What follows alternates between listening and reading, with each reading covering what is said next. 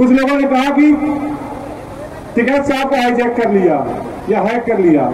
तो बात तो सही है कि टिकैत साहब को सरकार ने हैक कर पाई, तो किसी एक पदाधिकारी की क्या हैसियत है कि वो टिकैत साहब को हैक करेगा। मैं जरूर जानता हूं कि अगर पदाधिकारी के अंदर काबिलियत है, वो सच्चे निष्ठा से पूरे लगन के साथ, मन के साथ अगर संगठन का काम कर रहा है तो निश्चित तौर पर टिकैत साहब को हैक कर लेगा। इसमें कोई जितने भी संगठन बने हैं खुद से उनके पास बुद्धि विवेक नहीं, खुद से एक कदम नहीं कर चल सकते। जो राकेश टिकैत करते हैं पीछे पीछे सब वही करना शुरू कर देते हैं। जो बाबा टिकैत ने किया, चाहे वो हरिद्वार में शिविर लगाओ और चाहे वो प्रयागराज में शिविर लगाओ, आज भी देश के जितने संगठन है जो उत्तर प्रदेश में बने हैं वो सब वही रात चलते हैं, वही चलते हैं। सबको डपली बजानी है, किसानों का काम किसी को नहीं करना। पदाधिकारी जो अधिकारियों के टेबल में बैठ के चाय पीने का काम करते हैं वो चाय पीना बंद कर देंगे, अपने संगठन के कार्यकर्ता के लिए प्रदर्शन करना शुरू कर देंगे, मूवमेंट करना शुरू कर देंगे, उनके लिए लड़ना शुरू कर देंगे। तो निश्चित तौर पर उस दिन इस संगठन का कार्यकर्ता और तेजी से काम करेगा कि उसको लगेगा कि मेरा नेता बैठ के अधिकारियों की चापलूसी नहीं करता, वो लड़ करके हमारे काम को कराता है। समस्या का समाधान हो जाता। तो जब किसान मूवमेंट चल रहा था तो टिकैत साहब के पास बहुत ऑफर आए थे चाय पीने के लिए।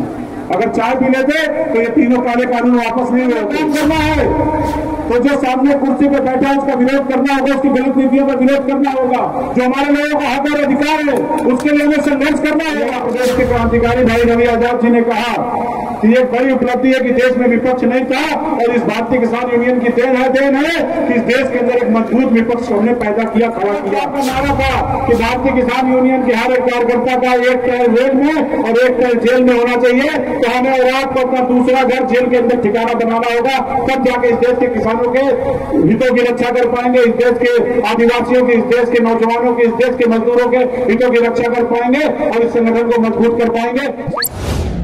यूथ के मेन बॉडी के सभी पदाधिकारीगण, सबका हार्दिक स्वागत अभिनंदन करता हूं। और ये चिंतन शिविर है, समीक्षा बैठकें तो होती रहती हैं।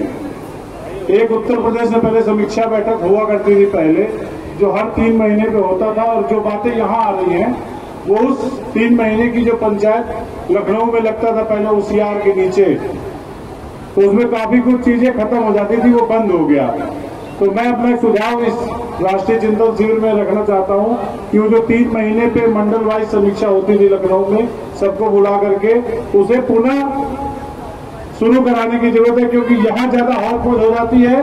क्योंकि ये संगठन का ढांचा है और संगठन का जो दायरा है जिस तरीके से बढ़ रहा है, जैसे हम बात करें हरियाणा की, छत्तीसगढ़ की, उत्तराखंड की या मध्य प्रदेश की, तो निश्चित तौर पे पहले से कई गुना ज्यादा हमारा संगठन वहां पे बढ़ा है और आगे की तरफ गया है। तो अब अगर यहाँ हम जिलों की बात करेंगे और सिर्फ उत्तर प्रदेश के जिलों की बात करेंगे, उत्तर प्रदेश के मंडल और ब्लॉक की बात करेंगे, तो निश्चित तौर पे जो बाहर के प्रदेशों से इस राष्ट्रीय चिंतन शिविर में आते हैं वो कहीं न कहीं हाथ होंगे और उन्हें लगेगा कि हमें तवज्जो नहीं दिया जाता।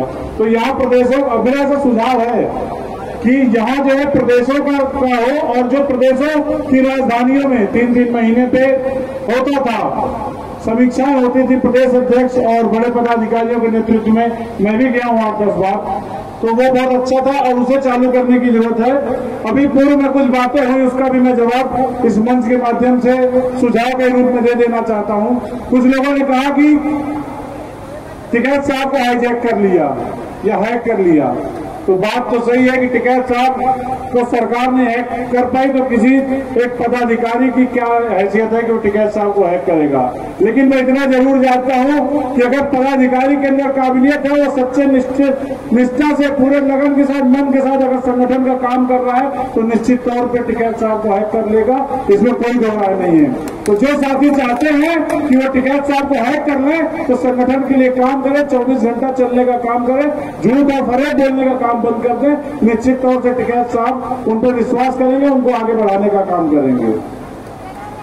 अभी इस पूरे चिंतन शिविर में काम की बात कम और कुछ समय ऐसा है कि बकवास की बातें ज्यादा हुई। ये किसानों का संगठन है, इसमें हर बिरादरी के लोग हैं, इसमें ठाकुर भी है, पंडित भी है, चमार भी है, पासी भी है, लोहार भी है, कुम्हार भी है, कनकर भी है, जाट भी है, मुस्लिम भी है, सब है, सिख भी है, कुछ ईसाई भी होंगे हमारे साथी।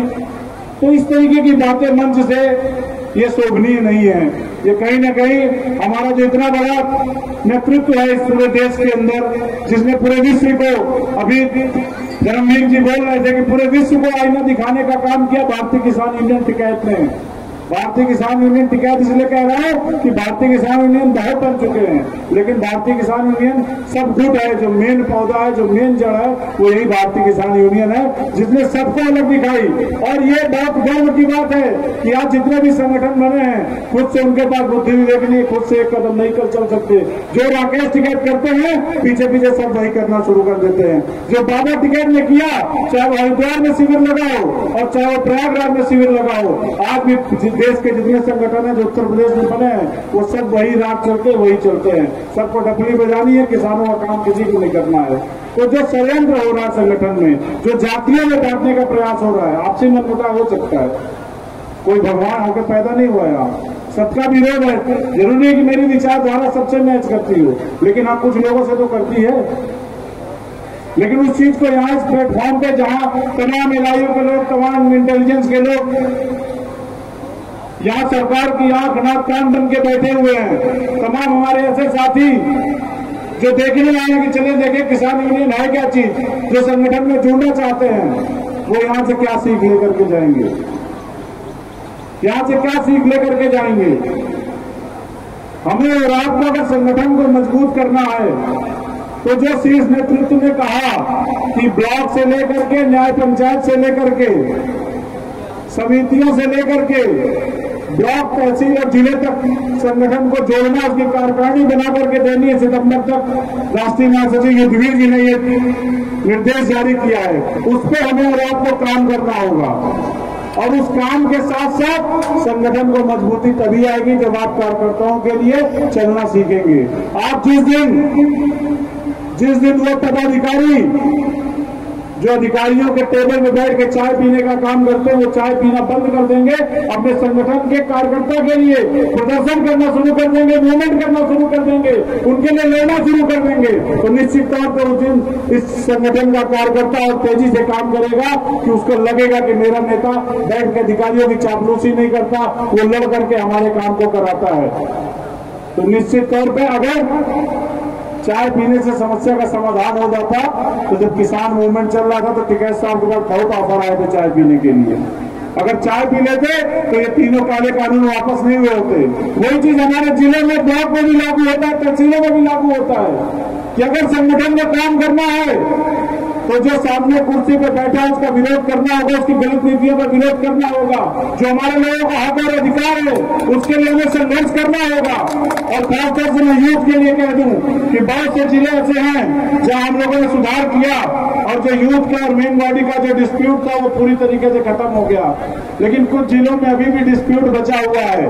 और इसका संज्ञान शीर्ष नेतृत्व को लेना पड़ेगा कि जो यूथ है अगर कहीं पे वो नाराज है, गुस्साया हुआ, इस्तीफा दे रहा है, तो उसका संज्ञान निश्चित तौर पे लेना होगा कि आखिर दिक्कत कहाँ पे है। क्योंकि इस यूथ को अगर हम सहेज के नहीं रखेंगे तो लड़ने भिड़ने और आंदोलन करने का काम यूथ ही करता है। जो प्रशासन दबता है, प्रशासन के अंदर जो उत्साह दिखता है सामने वाले के प्रदर्शन में, निश्चित तौर पर युवाओं की देन है और किसी के दम पे नहीं दिखता।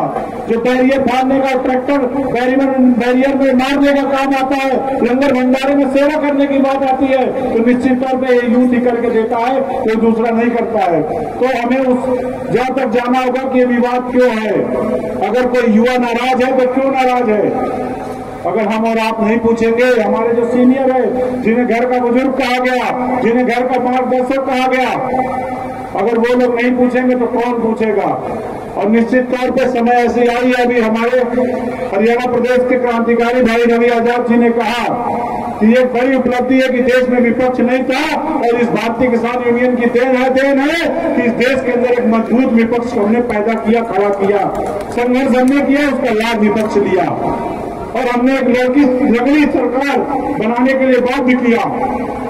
ये इस देश के किसानों की, इस देश के मजदूरों की, इस देश के जवानों की जो गुस्सा था, जो क्रोध था, उसको हमने दिखाने का काम किया। और आगे के लिए मैं एक बात कहना चाहता हूं उस युवाओं को कि युवाओं को आगे चल के संघर्ष करना होगा। और जो टिकैत साहब का नारा था कि भारतीय किसान यूनियन के हर एक कार्यकर्ता का एक पैर जेल में और एक पैर जेल में होना चाहिए, तो हमें और आपको अपना दूसरा घर जेल के अंदर ठिकाना बनाना होगा। तब जाके इस देश के किसानों के हितों की रक्षा कर पाएंगे, इस देश के आदिवासियों की, इस देश के नौजवानों की, इस देश के मजदूरों के हितों की रक्षा कर पाएंगे और इस संगठन को मजबूत कर पाएंगे। समय बहुत कम है, इन्हीं शब्दों के साथ बहुत बहुत धन्यवाद। जय जवान, जय किसान, जय टिकैत।